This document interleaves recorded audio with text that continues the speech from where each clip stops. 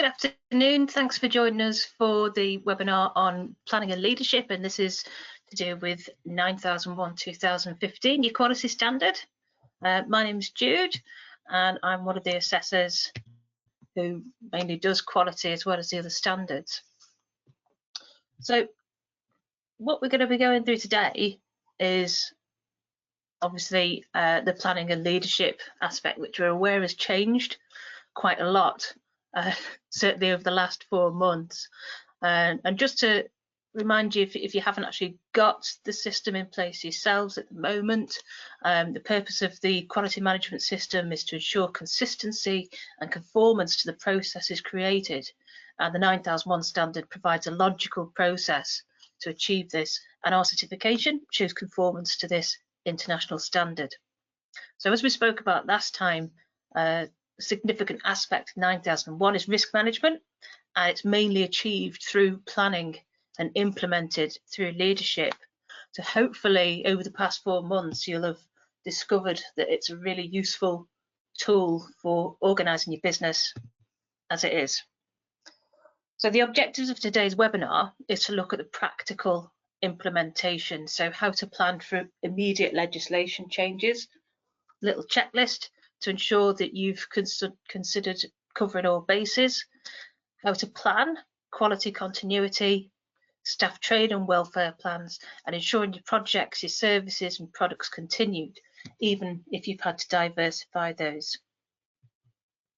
We'll also look at issues that we've come across in the previous audits, mainly since lockdown has started and then began to ease a little bit. Give you a little bit of feedback about that. The main thing that we have discovered really is that change is a critical part of your quality system, and we don't want change to come across as a negative thing at all. So it's about risk mitigation to protect your business and therefore your staff, and the compliance and statutory regulatory requirements, are also gradually changing and not always clear, perhaps. So planning for immediate legislation changes. We had a new piece of legislation which came out at the beginning of COVID-19. I've put a link here for you which will give you the statutory instrument. I'm not going to pretend that I can interpret that, but just to give you a basic of what it sort of means. It's a new regulation which relates to the powers of the Secretary of State, offices for the UK, and isolation of persons infected or suspected infection of coronavirus. We've heard in the news a lot about there might be a second wave, there might not be a second wave. We've got lots of restrictions being lifted, or of course, as ever with the news, we can never be sure sort of what stance they're taking, other than we're aware that it's not, as a general public, very clear. But what we can be clear about is that it's not expected to go away anytime soon. So we need to look at our policies and our procedures and ensure that they are compliant in the event of, if somebody needs to go off sick in the future, if somebody needs to self-isolate more than once, or if it's going to affect any aspect of your business. Just because the lockdown's eased doesn't mean that we can just go, right, that's it now. And that's really what this legislation is referring to, that we have got the power to go on a shutdown again or ask people to isolate. Put some useful links in for you. So obviously the 2020 regulation is more related to the UK. However, it's probably a good idea to get a grip of what's happening within your area as well. So we've put UK government, the Scottish, the Welsh, Northern Ireland Direct and the Government of Ireland in there as well. And we've put together a Going Back to Work Safely guide, so it's worth taking a little look at that. And we'll come on to, if you like, the welfare of staff aspect later on within the webinar. So we'll have all heard about FURLOUGH by now, and at the time of writing, it's not to determine any statutes within the legal system. It's a mechanism to support businesses to ensure that your staff are able to live and that your not having to pay out the 100% of pay. So it's a really positive strategy, and it's going to give you some breathing room to, again, plan for the future. And looking after staff during furlough will, of course, be discussed later in the webinar. So it's changed slightly now. Your staff will be paid 80% of the wages by the government, up to £2,500 a month. And this scheme is looking to end around the October 2020 time. And within this time, the ability to work part-time hours will be available. So it's quite important that you have a strategy of how you're going to bring people back to work, whether they're going to be on full-time hours, whether they're going to be on part-time hours. And I believe that if you are bringing back on the part-time hours, then of course the business will have to pay for those hours that they work, and the government will subsidise the rest. But the important thing is, as furlough is not in statute, you've got to consider that contracts are what need to move around the legal premise and what solutions we might find. So employment contracts may be likely to trump furlough agreement and requirement. So we need to ensure that you've got robust employment contracts in place, and you might consider you need to reevaluate this. If you don't have contracts which refer to compliance and company policies, then you might want to consider updating these and take advice from a qualified person to ensure they're compliant with the law and that they're distributed. The other aspect which COVID has affected with many businesses is the commercial contracts. So during the periods where there's been quite a few companies that have completely shut down and had a reduction in staff, I think the majority of people that I've spoken to have certainly had to furlough quite a lot of their staff, which has put pressure on people that are working in the business, obviously. But hats off to anyone who has been on furlough. It's for the good of the business. Lack of availability for materials, it may create a breach of contract, which could cause issues in the future. It may be the case that on the flip side, if you're the recipient waiting and trying to meet a contract, that it's not always you that needs to have the redress taken. But the important thing is that you get the right advice for that. So unlike issues which arise in employment and commercial dispute, there's clear precedents for the courts to follow. And you can Google most things and find the precedents in truth.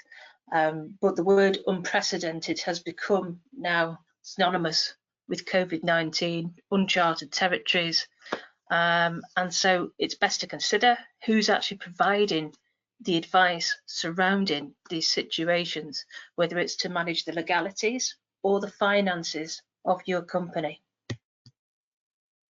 So when you're considering who is a competent person to provide the legal advice, you'll be aware, if you've been audited for 9001 before, that we will generally ask how do you measure somebody's competence to do a task.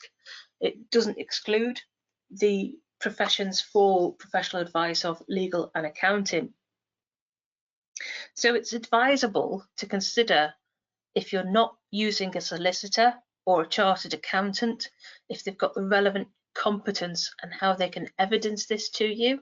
So there's many firms that will use HR consultancies, legal advisors, and there's absolutely no issue with that whatsoever.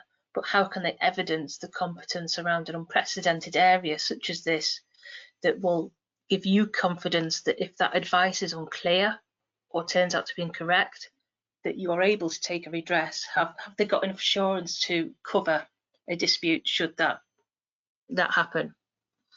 If they're a lawyer, so lawyer can mean many different words to many different people. Are they on the solicitor's roll? Are they on the bar?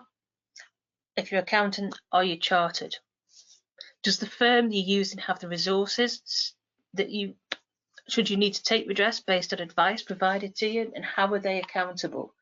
So for example, if they have a basic insurance policy that covers incorrect advice, will that value cover any damages or loss that you incur? So it's a really important part of planning, and you can find a solicitor and check the credentials here at the lawsociety.org UK, and the bodies for accountants you can find on this site here. If you're not in the UK, if you're Wales, Ireland, then get in touch with us and we can provide you with those details should you want them. So by now, we've been working through, we've had a lot of opportunity to do some planning. And I suppose what's expected to see, not just by quality auditors, but the HSE will be doing spot checks, we believe, and jumping into businesses to see how you've actually physically planned and managed the physical risk of COVID-19.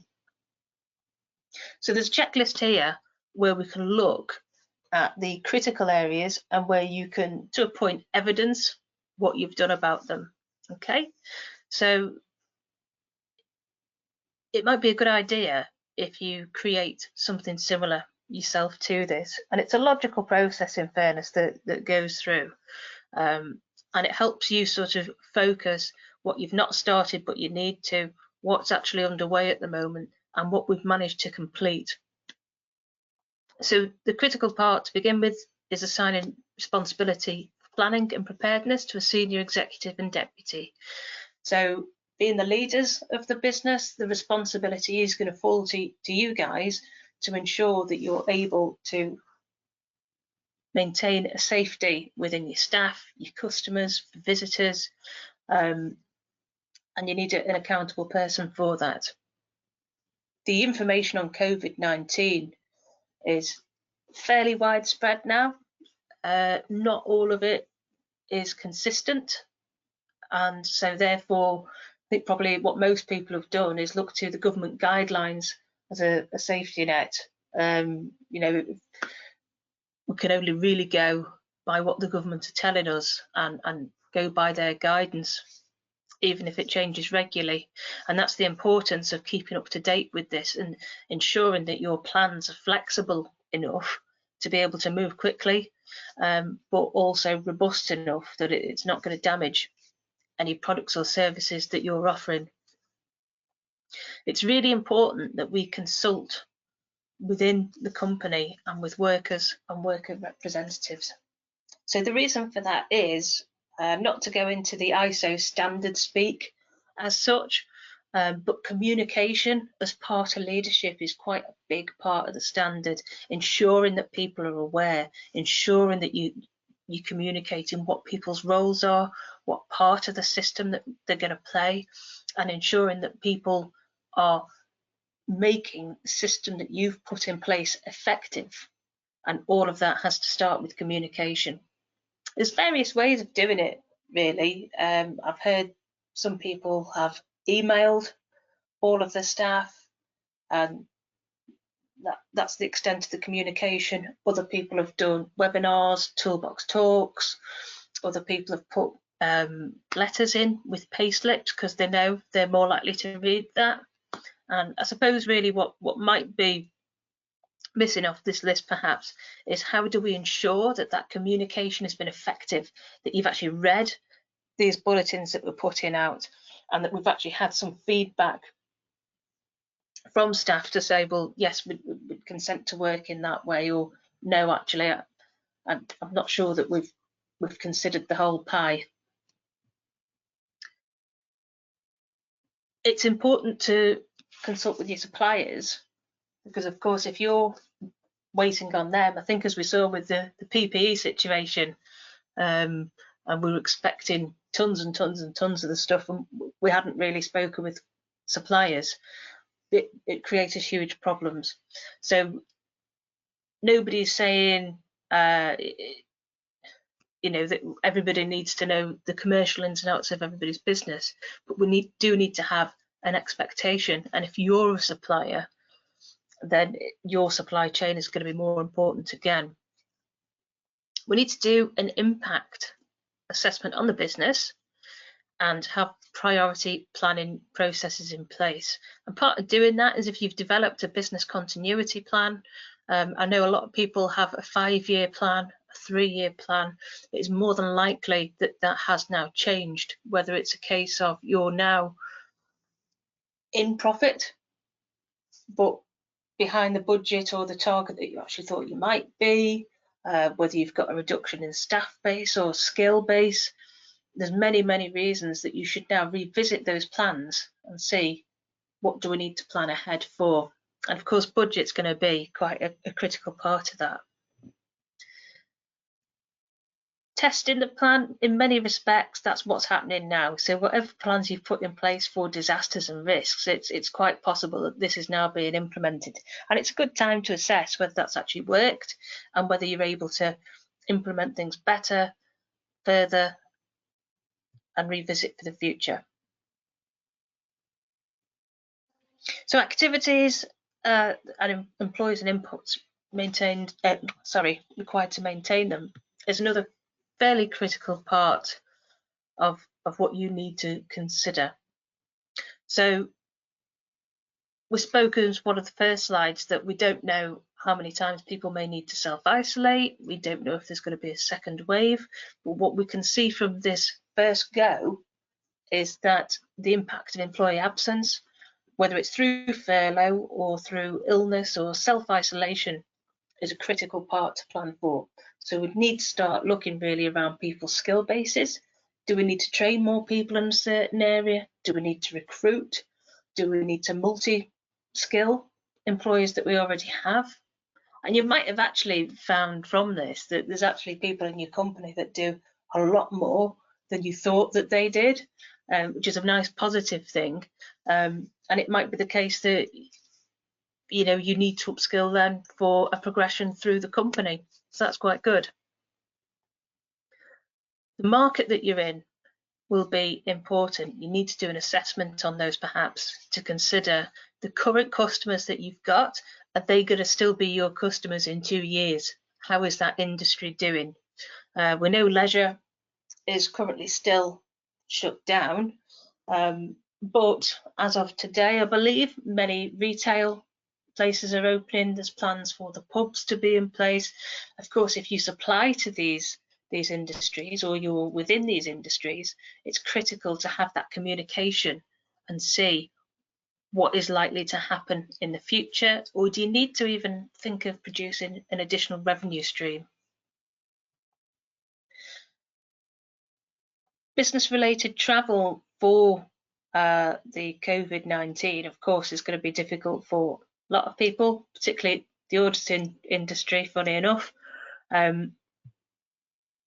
It's really a case of, with flights, nobody's got any options at the moment, but there is other things to consider in terms of if someone's going to have to travel 2 to 3 hours somewhere, what measures can be put in place to ensure that they're safe going onto a site somewhere, what measures are going to be put in place if they're likely to have a stop during that time, and really, can you mitigate the risk?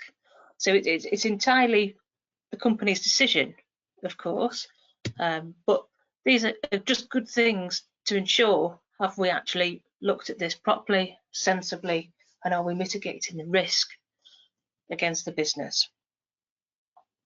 The most important one, in my opinion, on this one is to review your insurance coverage and look at your emergency communications plan. So as we spoke about again at the beginning of the slide, it's important to understand if anything disastrous happens, that it's not your company that is going to take, if you like, the fall, but we're not making assumptions on what we are covered for and what we're not. So it's a really good idea to have a conversation with your insurer so that at least moving forward with whatever plans that you're making, you're starting from an informed platform. Whether it's good news or bad news, you're informed and you can plan and move forward from that. So hopefully you'll have got competent legal advice, you'll have got competent financial advice, and you'll also be aware from your insurer where you stand.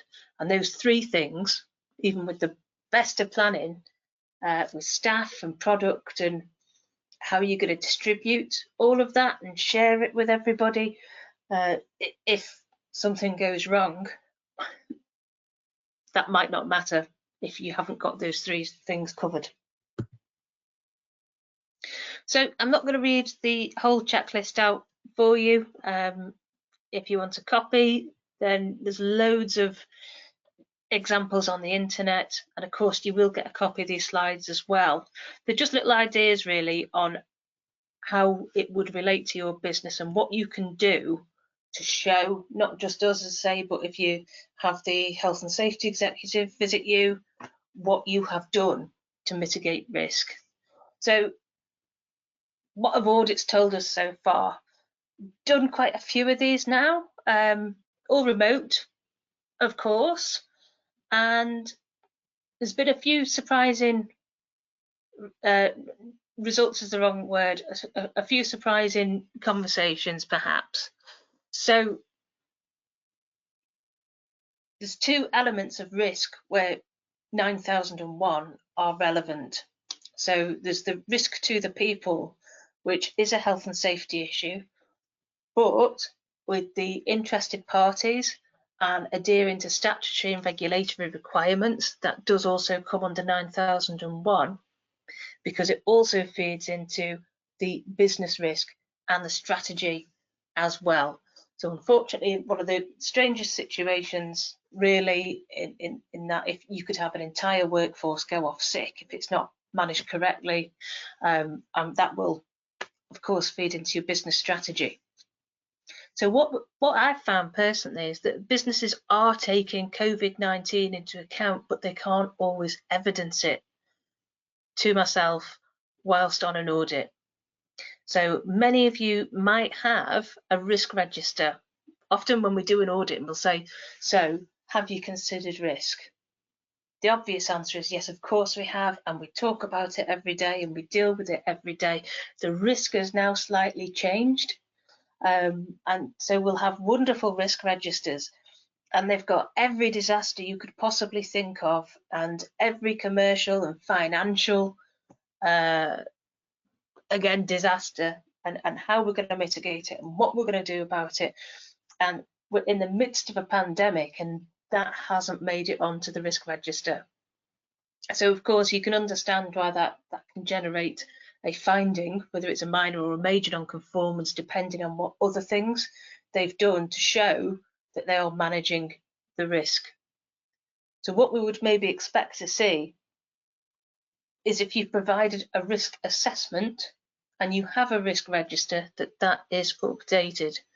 That if you've excuse me, if you've not done a risk assessment, that you can evidence to us, and if you've not adapted your policies to reflect the leadership aspect to do with COVID, then you may find that you're getting a finding on your audits. We need to see how you're managing this risk. The other thing is PPE. So something which I ask my clients is, a risk is ineffective PPE. How have you determined that the protection you're providing is sufficient? So it might be a case of they've taken advice. It might be a case of they've provided a risk assessment, and within that risk assessment, they've determined that whatever grade they're using is sufficient. Again, as part of the planning, we might expect to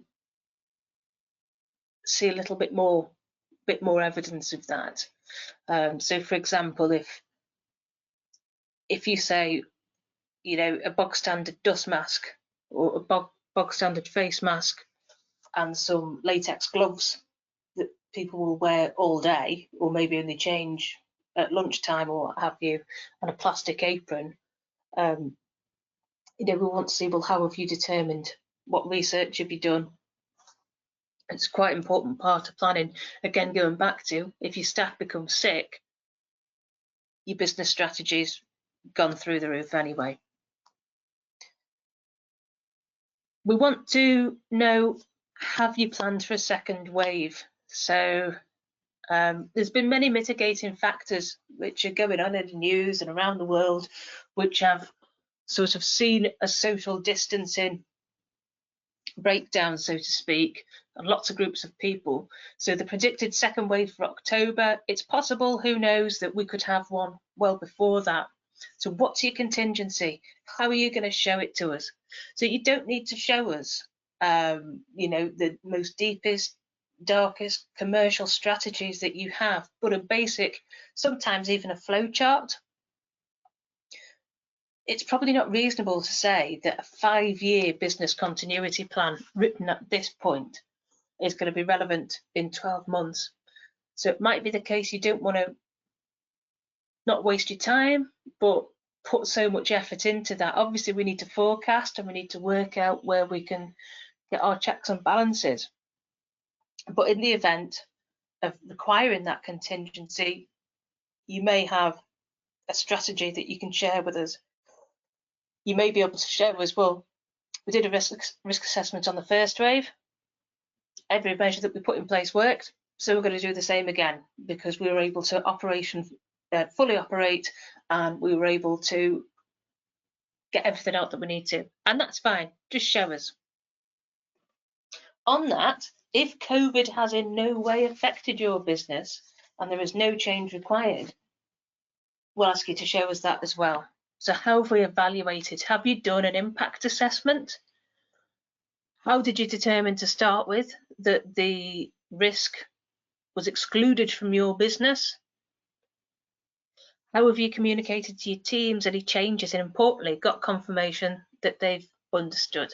So we mentioned this earlier a little bit, didn't we? And we said, well, you know, we can send out emails to people, we can put letters in payslips, but ultimately, where is your evidence that they've received the communication, that they've understood the instruction of what's in there, and have they agreed to it almost? So I think at the bottom in most risk assessments, you'll see on the signatory that somebody will say, well, I've received, read and understood, and that sort of disclaimer. And it's up to you how you present it, but it is important to get a little bit of feedback as to how you've communicated.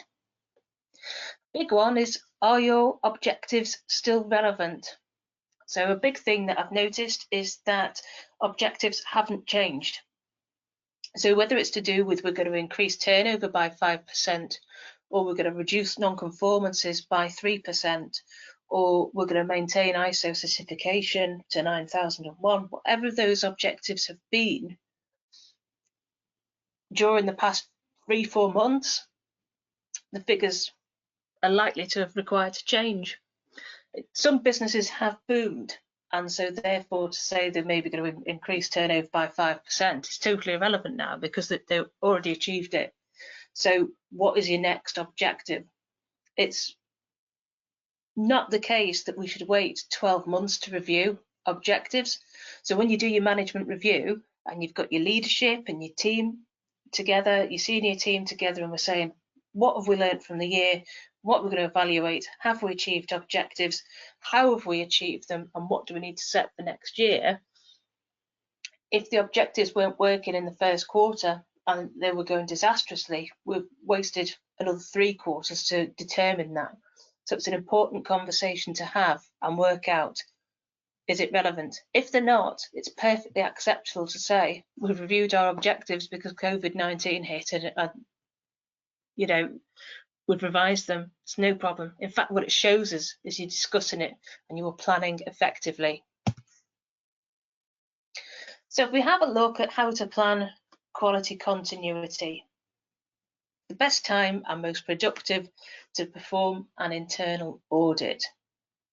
So as external auditors, we know we are nuisances that come into your business and we take your time, we drink your coffee and you buy us generally a really good lunch. So it's not often the most exciting time of the year for the business, but it gives us an insight of what is working, what do you do and what is working. And this is probably the best time for you to understand that yourself and take a fresh eyes approach of what is the current state, what processes have been affected. So if you're not operating fully at the moment, what processes are not being used? It's not just a case really of when you show us, we'll get a flow chart or a set of work instructions, we'll go through that, we'll look at your non-conformances and we'll see, you know, if there been any changes, have we revised it, has it been updated, and then we'll generally have a little trot around your facility and try and see those processes actually live and in action. If you've not got all your processes in action, now's a good time to review them, not to get rid of them, but to see how to make them better and more effective when your workforce return or when that particular process is likely to go live again. If you're in shutdown, there's still quite a few businesses in shutdown that I've spoken to. What are the priority operations for when you're ready to open again? And do you need to do anything with them to prepare? So this is critical. We'll have seen in the food industry, the pubs, which are preparing to open, the retail industry has been preparing to open. A lot of time and effort has gone into actually utilising the time where customers aren't allowed to be in there, to creating one-way systems, to be able to, you know, have the 2 metre, to have perspex up. Perspex, I believe, is really difficult to get hold of at the moment because it's something that everybody's trying to do. So if we haven't thought of that already, if you're going to have client front facing, then you might want to consider what's another safe way that will meet government guidelines of enabling people into your company to perform your sales and to allow your staff to be safe. But it's for you to sort of work out what they will be. But it might be the case of, if you've got 4 aspects to your scope that we would audit you for, perhaps maybe only 2 will be relevant at the moment and you need to backseat 2. We spoke about suppliers, but it's a good time to do an audit on them as well. So things change quite rapidly at this time, as most of us will have seen. So you might speak to a supplier one week and they're absolutely fine, they're absolutely great. The next week, it might be the case of all of their customers have just dropped all their orders and they're now not in a great place. By performing an internal audit on them, you don't have to go to the premises. You can just have a criteria of what you want to know and you can record that, and that will give you a measure of where exactly your supplies are going to be coming from. It may be a case that you need to short-term find another supplier, and that's not to say you won't go back to your old supplier who you've probably built a fantastic relationship with, but it's that mitigation of the risk and ensuring you can lead your team through. Have you looked at your stock? Anything's perishable, temperature controlled? Are you under or overstocked? Is it ready to go, or do you need to get more in? Do you need to sort of stock higher and higher and higher levels to ensure that once you're ready to be up and running, that you can move forward? Document control has been an easy finding, unfortunately, on our audits. So although we are looking for compliance, there's been a high level of non-compliance because we've not looked at the bare basics of the business. So your context, what is the context of your business? That may have changed, and I have personally found on my audits it has done for a lot of companies, and we've not gone back and reviewed that. Your objectives, said it earlier, changed drastically for many companies, but it's not been documented. We've not controlled that. The planning, again, it's all linked to the objectives and to the context, what we're planning for. It's now not relevant to the COVID-19 situation. And your staff structure as well. So you may have only 20 out of 50 operational, so you've still got 50 employees, but you've now got 20 people doing something different, maybe more tasks than what they would be doing before. So we need that potentially reflected as a staff structure, because what we're seeing is what should be correct on the day, and then reviewing what you've done for your past 12 months. Policies are likely to have changed. So planning forward, if you've now got people working from home, have you got a work from home policy? You might have a new IT policy, which is probably crossing over into 27,000 territory, but it's a change within your system. So if your system was, we have 40 people in an office and we can access the server through this and we can go to a lever arch file for that, that might not now be relevant. So that needs updating as part of your planning. Again, back to the first point, are we compliant? Are we prepared? And can we be lawful should a second wave strike? Or should there be any recourse on matters of furlough? So it's a good time to take that breather and get the advice. So a favourite of mine is a value chain analysis, and it's a great tool for you to use, and it provides you with a full operational process audit and hopefully clears your focus a little bit. So when we do an internal audit, what we will generally do is say, right, we'll look at context one day, and we'll look at management review another day, and then we'll look at objectives another day, and then we'll look at operations another day. Using this tool, it's an opportunity. Whoa, I've just got a bit skippy there. Sorry. It's an opportunity to do it all as one and actually go through and see what areas of your business are going to bring you value and the commercial revenue, and which are equally important, but you might be able to save a little bit of money on at the moment and find a clear stability through. So on the next slide, the colours relate to how you can have a little bit more value on this. So we'll know that, just to briefly refresh, the support activities are generally not going to bring you commercial revenue. We need them to manage and support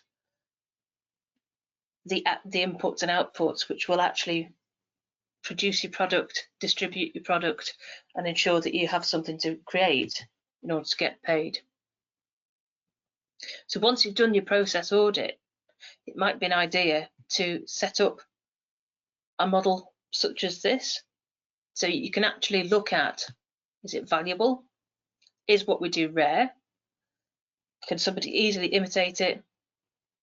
And is the organisation organised all around? So again, it's a separate form of business risk assessment. So you'll have done SWOTs, I'm sure. You'll have done PESTLs, and risk registers to look at where your risks are.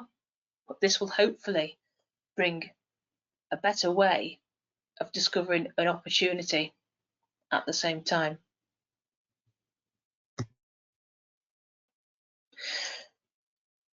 When your staff return to work, there's going to be a lot of mixed emotions, and quite rightly, some people will have gone out of their mind if they've been on furlough, itching to get back to work, and other people will have enjoyed it. So it's a case of having conversations really with your staff, I think, and planning what you're going to do when they come back. So you probably want to identify roles which are critical and any mitigations that might need to be put in place, and also any training needs which will have support should this role player require to be absent. So it might be the case that you have a fully healthy, no risk workforce, but they may actually be living with somebody who does have health problems, and on that basis they might not be ready to come back to work. They might want to consider flexi time or working from home until the risk has been reduced a lot more than what we know at the moment. If that's the case, then we need to perform an assessment as to what training needs are required in case somebody needs to duplicate their role or take over some responsibilities. And it's just a nice way of seeing what does everybody do and what's the important need at the moment. While people are on furlough, training is an ideal way to fulfill time. So it helps people feel connected still with the company, although they're not performing any work at all because they're not allowed, or anything which will bring a commercial benefit to the company. When they come back, it may well be that having utilised that time, they can fulfil what we've just discussed of maybe helping out with extra duties or removing duties from somebody so they can remain working from home. If you plan to diversify your product and your service and retain your staff, How can they train in readiness? What do they need to do to become competent? So it's unlikely if you work in retail and decide that you want to make things which you can sell to maintenance or the NHS, who seem to be the main body offering contracts at the moment, that you'll suddenly be able to get coded welders from home, and nobody's suggesting that. But it's a good idea to review and assess when are they ever going to get so much time to be able to do maybe a more intense course than what would normally offer of a 2 or 3 day away, which would also cost you anyway because they have to take time off work. Qualifications with expiry dates, such as first aid and construction qualifications, have got a 3 to 6 month period. So it might be a case of when people come back, they've then got to take time off to go and do these qualifications. So we need to plan at what point. Maybe you're going to have to stagger sending people on training.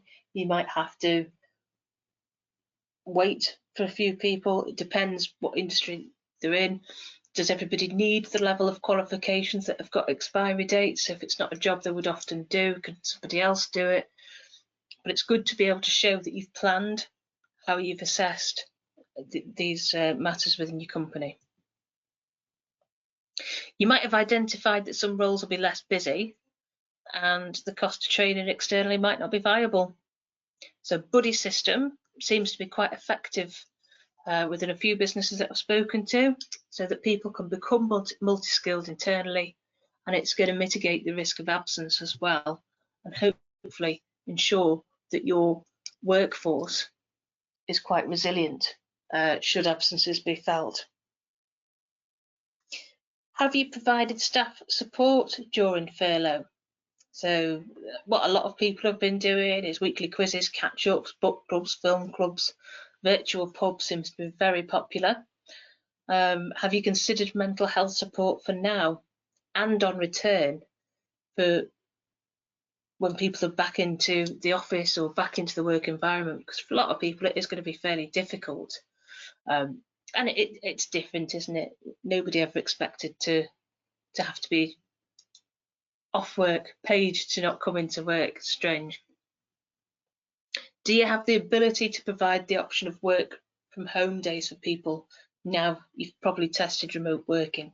So again, if we go back to our internal audit or our value chain, do you need as many offices for people with lights on, additional water costs and maybe fuel costs depending on who you pay to actually come into the office? Or can people work from home? Can you reduce an overhead? Is it something people want to do? Quite a few people don't and would rather come into the office, but it's nice to have that opportunity and discussion to work out what people actually want. It may be necessary to reinduct employees into the workplace. So the induction that you would have done at the start of somebody's employment will now be completely different, I would imagine, in most places. So although you may think, okay, well, we've only got a 2 metre rule distance now and we've put some tape down on the floor, there may be requirements about how often you use hand sanitizers. Might sound a bit daft, but whether you're able to queue for toilets anymore, or whether there's a one person rule in place. There's been many different ways of mitigating this, but it does require reinduction because this is not the induction they received when they first began their employment. Other people have been sending birthday cards, making sure that people who live alone or don't like being stuck in, the business is still thinking of them and appreciating what they're doing, and just generally asking how people are doing and finding out the state. So when people return to work, it's not going to automatically fix any problems that they might have. And it's probably a good idea to know that they have got the support and leadership, and you might want to plan one-to-ones. You might want to plan setting up a counselling line for people. However you want to do it, it's nice to show that you've considered through your planning the staff. So continuation of services, I think probably most people have done this by now, but we'll just briefly run through before we go to any questions if there are any. So we've looked at covering the bases and ensuring you're prepared and hopefully compliant, how to assess the business and how to respond to any training gaps. And the final section of the webinar, we're going to discuss how we now implement this into continuity. And it's a generic section, it's not for any specific industry. But Mike Venner did do a webinar which was specific to manufacturing and how you might be able to respond by diversifying your services, which might be worth a little look, and I think you can get it on the YouTube. So we can see where cost occurs, hopefully, what's going to generate the income, where we might save on costs on overhead using technology and remote working, and possibly you'll see that the business has a potential to diversify. So the final part of our planning really is we need to consider the environment and the strategy. So environmental change in the market, if you don't plan for change and adaptation, the historical evidence is that the business may struggle to succeed. The current market and completely changed environment is currently geared towards the COVID-19 national emergency, and it's not capitalism to adapt to this. You're ensuring that the people who work for you have something to come back to. Do not do nothing and wait for the country to reopen. We are now at the stage where we are reopening quite rapidly. But again, what you are supplying or did supply may not be as required as it may well have been 6-12 months ago. So what happens if we don't change? Well, frankly, if we don't transform or change, you run the potential of your business becoming no more, which isn't something that we would want for anybody. So strategically, we've kind of come to, excuse me, we're kind of in a situation where we've not been able to prepare for phase 1 and phase 2, where it's clear that the market is changing and maybe we're not responding as well as we can. Everybody's been thrown really into phase 3 of flux, where we're running around in circles trying to work out how to maintain what we've got. But actually, if we don't transform what we've got and meet the environmental change, then it's likely we will just keep on that spin, and the gap between where the market's at and what we can provide will just continue to get larger and larger. So things you might want to think about: can you make PPE to the required standard? We spoke earlier about PPE, whether it's effective or not. There's no point trying to create something which isn't actually going to be able to be procured by the NHS or services, or even other businesses which are trying to get PPE for their staff. So it's quite important that you research those standards before you decide to do that. If you've got transport, can you provide it? Can you outsource what you've already got? Rent it? As a non-engineer, this made perfect sense to me, but it probably will be laughed at by anyone who is a trained, qualified engineer. But can you develop a product that reduces necessity to touch contaminated PPE in hospitals or care homes, or even in high-risk business? Is there equipment you can loan out? Can you rent your premises out? Can you look at recruiting, even for healthcare professionals? Can you supply equipment to hospitals for vital maintenance and work? Liaise with current suppliers for the NHS and care to support them, make uniforms, and most recently with the track and trace coming out, is there any technology that you could supply to facilitate and assist that? Obviously, it's a case of getting to the right people at the right time and ensuring that you can get paid, that it's a viable contract. But the potential mistakes to avoid really are building on the familiar. So if you're struggling and the answers which you'd normally turn to haven't worked, it's time to rethink and be quite open about the requirement to rethink. It's more than likely that within a couple of months that the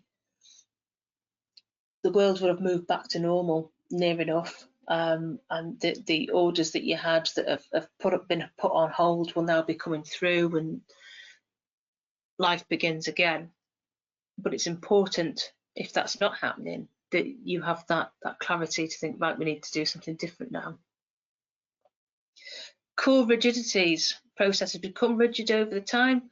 It's because it may be difficult to change, it's embedded, but it's important that you explain any changes to your staff and the emphasis of why. The general resilience from people is generally because we don't understand why. It's worked forever, why fix it? And that's the question, why? There's a danger of relationship lock-in.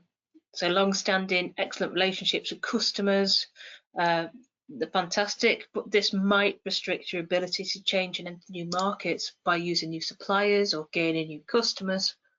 And if you don't, there are emerging entrants all over the country who will do that for you. We've got lax performance issues and effects. So again, this is the point of the internal audit, to really have a look and deep dive into what is happening now in order for you to plan and lead moving forward. So loyal custom, cost cutting, higher efficiency may have hidden issues within company stability. If we've had to continually reduce our cost because people are going to go elsewhere, or we've got people working longer hours or faster hours, it doesn't always, although if the customers get what they want, it doesn't always reflect company stability. So it's really important to plan with informed information.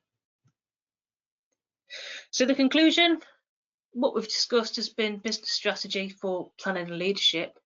And although the language is quite different to what the standard says in its written form, this is what 9001 is all about. It's logical business strategy that you're able to evidence to your assessor.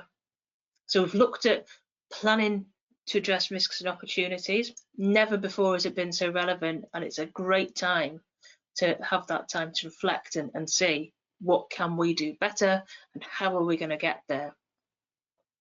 We've looked at setting objectives to ensure that they are bringing value to your business, communicating them and planning them. We've looked at evaluating the success of plan changes. So once we've planned what we're going to do, has it worked? We'll find out by evaluating.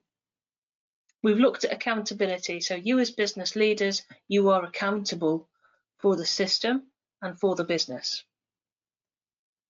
We've looked at ensuring the QMS is successful and that the processes are integrated. And now we're going to communicate this to staff by assigning roles and responsibilities. Just before I take questions, obviously the session itself on planning and leadership is showing us how you've assessed risk. We are offering now a COVID secure verification. And basically what this means is that it's an extra evidence for you as business leaders to be able to show your staff, your customers, your suppliers, anybody who may need to visit your business, that you've done all that you can to prevent any issues from the COVID pandemic. So it provides assurance that your organisation has put in place specific measures to mitigate the transmission of COVID-19 in accordance to government guidelines. It verifies that a given organisation on a day has specific demonstrable measures in place to satisfy government guidance applicable to their sector. So the benefits, you're going to mitigate or reduce the risk of transmission. You demonstrate a duty of care, reassuring employees, reassuring customers, and it's a positive PR. There's a 4-part process to getting the verification, which isn't there. That's okay. But if you're interested and it's something that you feel would be of benefit to your business, then by all means get in touch and we can get somebody to give you a call and go through that with you. It's been quite a high uptake, to be fair. And we've also got these guideline verification guides as well, which we're happy to send out to anybody so you can have a read through and see what you think. So that concludes the webinar itself, and if there are any questions, I will be happy to do that now.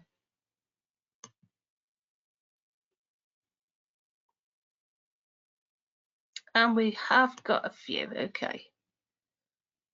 Problems on. So will a recording of this webinar be accessible after? Yes, it will be, Michael. I think Rowan will automatically be sending them out to everybody who's attended. What if we do not have a risk register, but usually just explain this to an auditor? We can also clearly show our COVID controls, which has been a risk and opportunity for us. Yeah, it's absolutely fine as long as there's nowhere where it's mandated that you have to have a risk register. I think the point I was making was when people have got risk registers in place, they haven't updated it. So however you want to demonstrate that you've mitigated risk, that's absolutely fine. And as long as you can show your COVID controls, and if it's affected any process, that you have updated that process, and that's absolutely fine, John. Okay. How long do you think NQA will be doing remote audits for? At the moment, I think we're going on government guidelines in terms of if you can work from home, then you should do so. We've had great feedback about the remote audits, and a lot of the feedback that we have had is, you know, can we do this in the future? Because it saved a lot of time, it's been less pressure for people. So I can't commit to saying that we will do them forever or not, or how long they will be in place, because at the moment the government guidelines is if you can work from home you should do so. So I'm sure once we have a firmer answer on that, then we'll be distributing that to consultants and clients. So can we send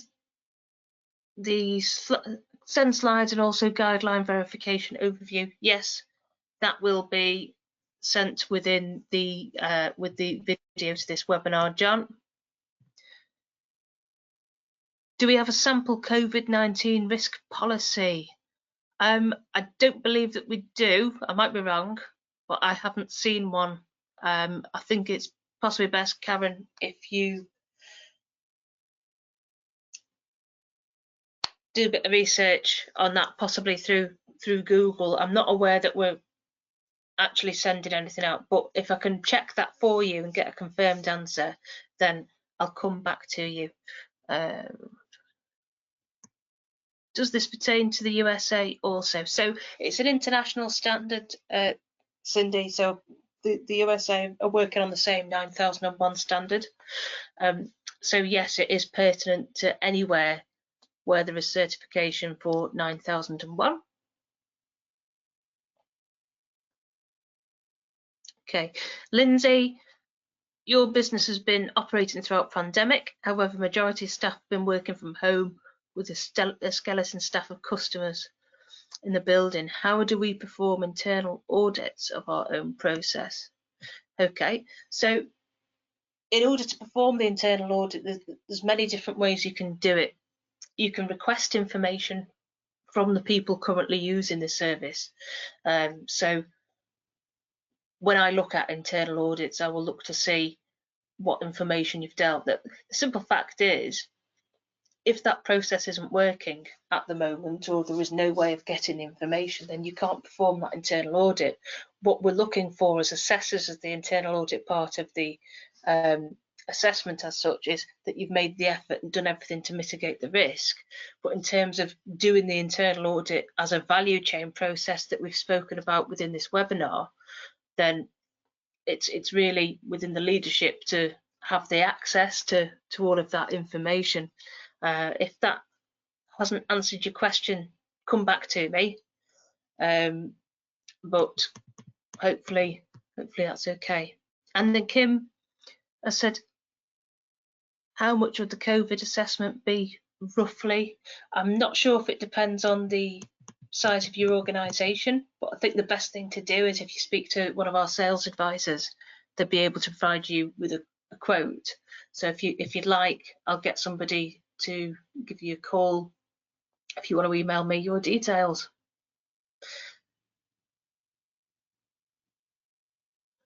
Can you keep COVID risk assessment separate from your process risk assessment? It's up to you how you want to do it. It's a case of, have you mitigated the risk? So, for example, there's many instances where the COVID risk assessment would be relevant to your process risk assessment. If it's not, then by all means have it as a generic, but it must be relevant and reflect the changes. So, for example, if your process is receiving deliveries that somebody has to go and sign for it, or somebody has to, inspect it before you can accept the delivery, that process may have changed due to COVID, because it requires you being in close proximity. So a lot of businesses now will only accept delivery note by email, or they've got a drop-off only policy. So if that has changed, then yes, you would need to keep them together to justify it, not justify it because it's your process, but to at least show that that has been reflected in your planning.